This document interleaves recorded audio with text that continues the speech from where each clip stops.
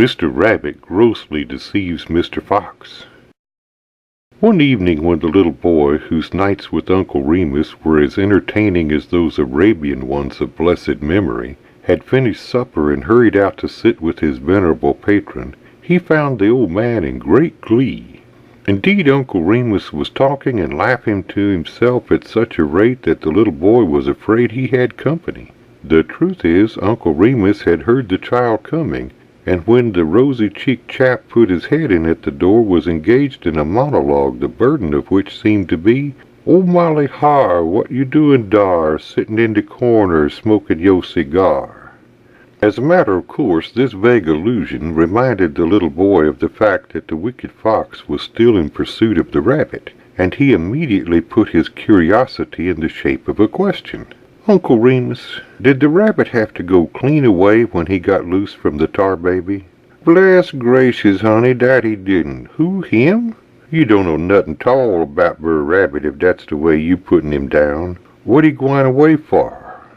He moughter stayed sorter close till a pitch rubbed off in his har, but 'twarn't many days 'fore he was lopin' up and down the neighborhood same as ever, and I don't know if he warn't more sassier than before. Seemed like that the tale about how he got mixed up with the tar baby got around amongst the neighbors. Leastways, Miss Meadows and the gals got wind of it, and the next time Brer Rabbit paid him a visit, Miss Meadows tackled him about it, and the gals sot up a monstrous gigglement. Brer Rabbit, he sot up just as cool as a cowcumber, he did, and let him run on."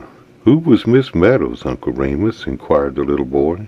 "Don't ax me, honey. It was in de tale. Miss Meadows and de gals was, in de tale I give you like hit were gunter me. Brer Rabbit, he sot dar, he did, sorter lamb-like, and den by he cross his legs, he did, and wink his eyes slow, and up and say, says he, 'Ladies, Brer Fox was my daddy's riding horse for 30 years, maybe more, but 30 year that I knows him,' says he. And then he paid him his specs and tip his beaver and march off, he did, just as stiff and as stuck up as a fire stick. Next day Brer Fox come a-callin', and when he gun for to laugh about Brer Rabbit, Miss Meadows and the gals, they ups and tells him about what Brer Rabbit say. Then Brer Fox grit his tushes sure enough, he did, and he looked mighty dumpy. But when he rise up for to go, he up and say, says he, 'Ladies, I ain't spootin' what you say, but I'll make Brer Rabbit chaw up his words and spit 'em out right where you can see 'em,' says he. And with that, off Brer Fox put. And when he got in the big road, he shucked the dew off in his tail and made a straight shoot for Brer Rabbit's house. When he got dar, Brer Rabbit was speckin' on him, and the door was shut fast. Brer Fox knock. Ain't nobody answer. Brer Fox knock.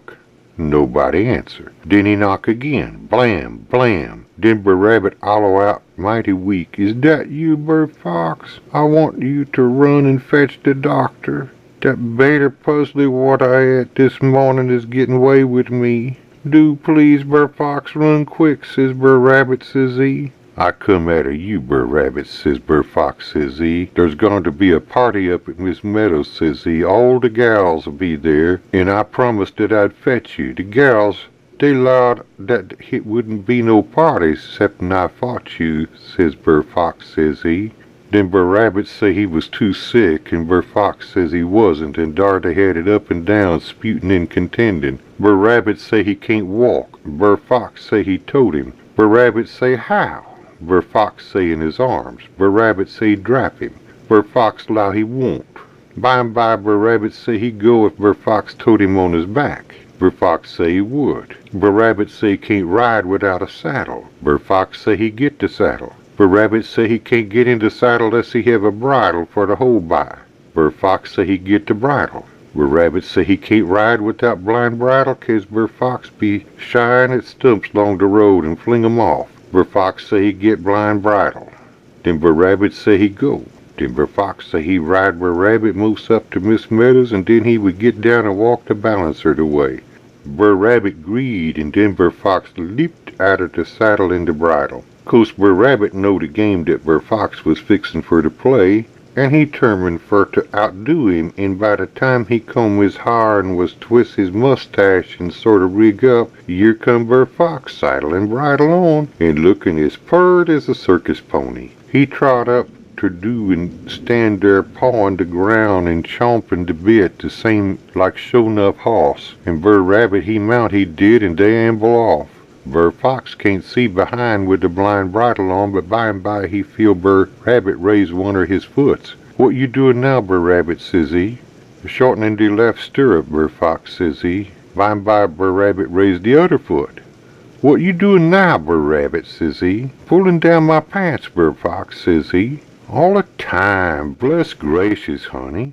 Brer Rabbit were puttin' on his spurs, and when they got close to Miss Meadows, where Brer Rabbit was to get off, and Brer Fox made a motion for to stand still, Brer Rabbit slapped the spurs into Brer Fox's flanks, and you better believe he got over ground. When they got to the house, Miss Meadows and all the gals was sittin' in the peaser, and stidder stoppin' at the gate, Brer Rabbit right on by he did, and then come gallopin' down the road and up to the hoss rack, which he hitched Brer Fox at, and then he saunter into the house he did, and shake hands with the gals, and set there smokin' his seegar, same as a town man. By and by he drawin' a long puff, and then let out in a cloud, and squar hisself back, and holler out he did, "Ladies, ain't I done tell you Brer Fox was the riding hoss for our family? He's sorter losing his gait now, but I spec I can fetch him all right in a month or so," says he. And then Brer Rabbit sorter grin, he did, and then the gals giggle, and Miss Meadows she praise up the pony, and dar was Brer Fox hitched faster the rack, and couldn't help hisself. "Is that all, Uncle Remus?" asked the little boy as the old man paused. "Dat ain't all, honey, but 'twon't do for to give out too much cloth for to cut one par pants," replied the old man sententiously.